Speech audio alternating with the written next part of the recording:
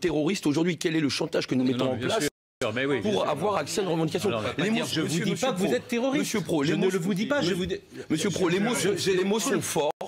Quand on vous entend parler sur les plateaux, vous faites énormément de mal aux Gilets jaunes avec les termes que vous employez. Il faut peut-être un petit peu être mesuré dans les paroles. Parce qu'il suffit qu'il y ait Éric Drouet qui parle de soulèvement, ça enflamme tout le monde. D'accord? Vous avez des propos qui sont durs, qui font mal. D'accord? Vous avez. Mais je les assume complètement. Oui, mais ça, on l'a tous compris. Encore heureux que vous les assumez. Il y a un premier de la classe, Monsieur Griveaux, qui nous traite de terroristes, d'analphabètes, d'antisémites.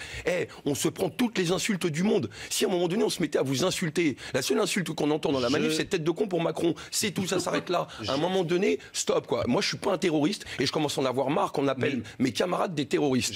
D'accord ? C'est un mouvement social, on revendique des choses. Si déjà vous nous appelez terroristes, on nous donnait la parole sur les revendications, vous verrez qu'on n'était pas des terroristes, on est des gens du peuple. Mais qui s'insurge sur la violence du gouvernement, sur les jets de grenades, sur les mains arrachées. C'est une réponse à la violence. Excusez-moi, à un moment donné, Monsieur Rodriguez, c'est une réponse à la violence. Alors moi, je réponds vos mots. Les terroristes utilisent des bombes et on nous attaque avec des bombes. Il y a eu un EPT ce week-end, quelqu'un en a parlé ? Alors que la manifestation est interdite, quelle sera votre position ? Mais pourquoi on interdit une manifestation dans un pays où on a le droit de manifester ? C'est ça la vraie question. Pourquoi on serait interdit de manifester sur les champs ? Samedi dernier, tout s'est cassé. Eh ben, les flics n'avaient qu'à faire leur boulot. C'est eux qui ont les compétences pour arrêter ces personnes-là.